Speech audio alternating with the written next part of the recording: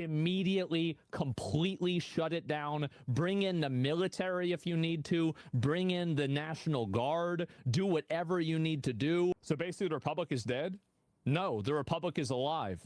An election was held and the will of the people is being upheld.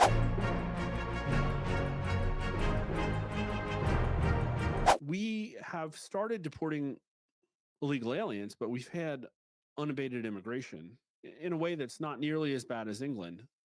But if the Democrats get it back in power, if we continue to believe as a country that diversity is our strength and flood the country with people who will not assimilate and are coming from third world nations, it's going to affect our job market. It's going to affect the societal fabric, like I said.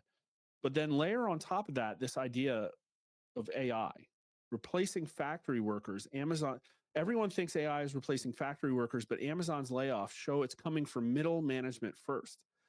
Just as news outlets shared leaked Amazon documents suggesting the company could replace 500,000 warehouse jobs with robots, the e-commerce giant pulled the rug out and laid off 14,000 middle managers instead. Obviously, it was probably packed, the middle management, too many people. But this is going to happen increasingly because of AI.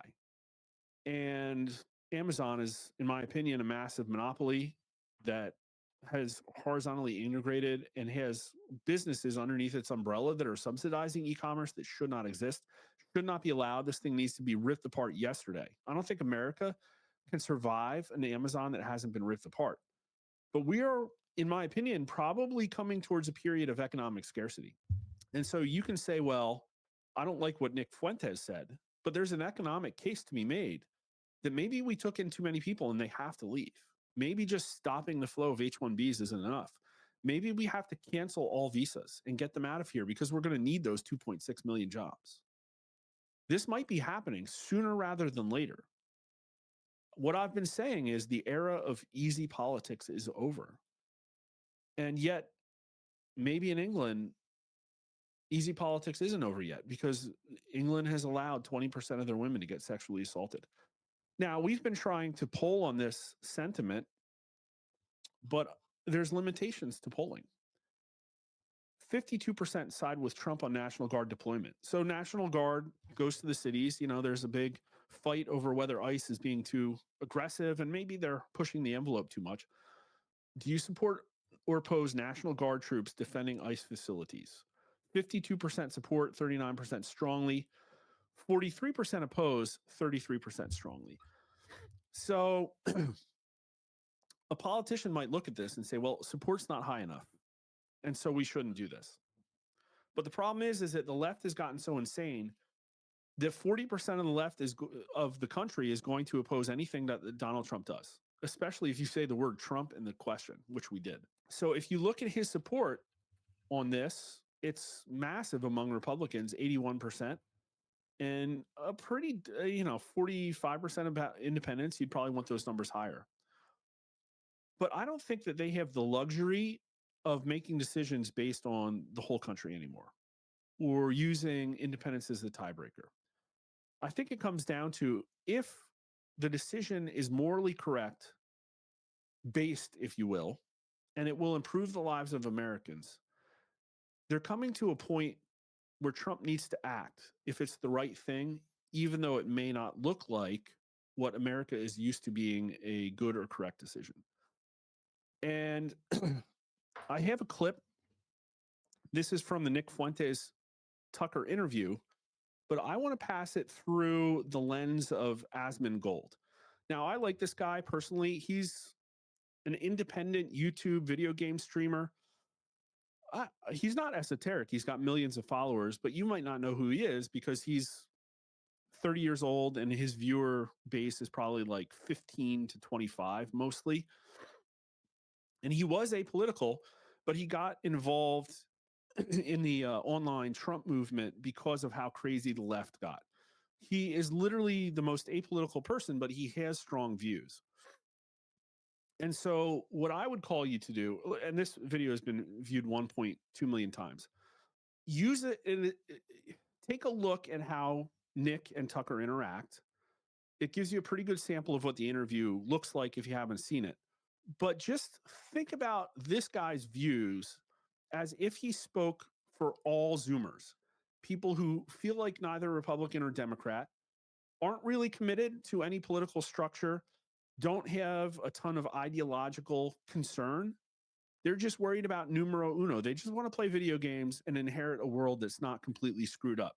And I think that this is probably going to be the most important, maybe 5 or 10 minutes of the stream. I was really happy when I saw this because I really think it frames things for the Trump administration. And I hope, Barron, I hope you're watching this and that maybe you saw this video. So everybody take a listen. We had a unexpected interaction. People did not think this was going to strong language warning too, probably. Sorry, folks. happen. Nobody thought it was going to be, but now it do. Nick Fuentes, who had been demonized even by Tucker Carlson, has now had Nick on his show. I don't know what to say, but let's listen to some of the clips. The other thing I'm really worried about is what's happening at these ICE detention centers, where it's happening not far from where I live in Broadview, Illinois, where they set up an ICE detention facility and Antifa showing up. Yes. In order to protect ICE, the administration's putting DHS. Well, now they're protesting the DHS presence. And, That's right. And the administration of the governor of Illinois and the mayor of Chicago are telling Chicago police,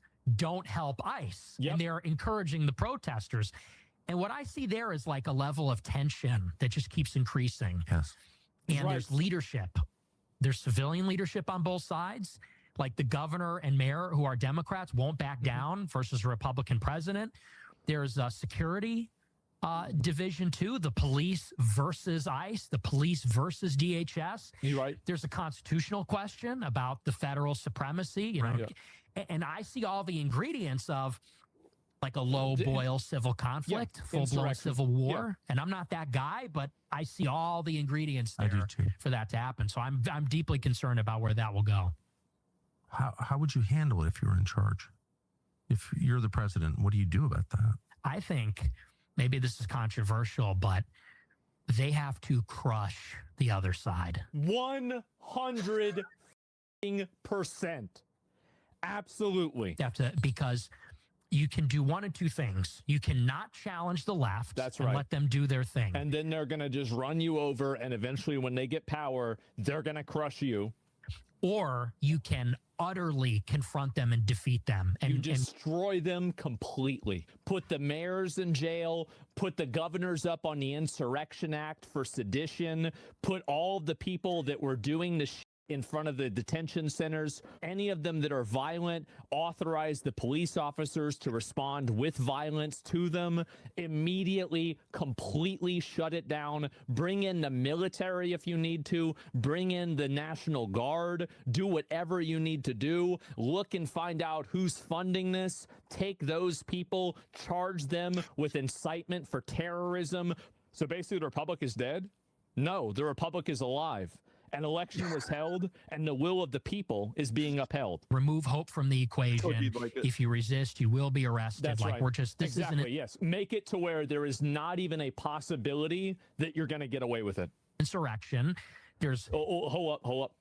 from the equation. If you resist, you will be arrested. Like we're just, this is an insurrection. That's right. There's 10 million people here illegally. We're Yep. getting them out. You're rioting. You're going to jail too. Done. Like it has to be crushed. Yep. But if you do anything less Exactly. than that, if you do Authoritarianism? It's not authoritarianism. It's called the law. I'm not trying to invent a new called the law. law. I'm saying we apply the existing laws to the people that are breaking them. and if they Also, by the way, them being able to push back and stop ICE is authoritarianism themselves. that's when it breathes. That's when Right, yeah. oxygen is fed to this kind of fire. So if I were Trump, I would say screw 200 National Guards. Send Like in 1 million. arrest the mayor of Chicago. Like make it clear. Like Washington, you know, bring in the troops and say the federal government is supreme. The immigration laws, the law of the land. That's right. We fought the Civil War. The Civil War was won. This has already been decided. There are no new rules, no new laws. We are just simply applying the rules, and people think that they have some sort of moral superiority, so they get to ignore them. If you're not on board with Oh. that, you're going to jail. If you attack ICE or box them in with your car, you're going to jail That's for right. a long time. That's right. Anything less than that, you might as well just not even bark up that tree at all. Exactly, bro. Exactly. Because whenever all they do is they get arrested and detained for 24 hours, they wear that like a badge of honor. 15 years in prison, not so much. Maybe I'm misunderstanding, but what you're saying sounds like authoritarianism. Let me go ahead and ask you a question. What about what I'm saying is authoritarian? Name one aspect of this that is authoritarian. You're saying to destroy the other side. I don't like the extremism of it. Do you think that the government should destroy the idea of being violent towards federal officers? Because like the other side is people that are being violent, aggressive, and abusive and trying to hurt officers. They're actively trying to hurt people. I won't watch the whole thing with you guys, but it goes on and on and on, and it's just breathtaking. The amount of like just logic that's applied here. And Asmongold obviously knows the background on Nick Fuentes.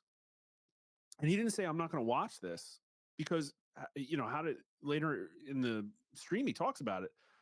This Tucker Carlson interview probably got seen by about 20 million people. And then many millions more heard about it, are probably going to watch clips.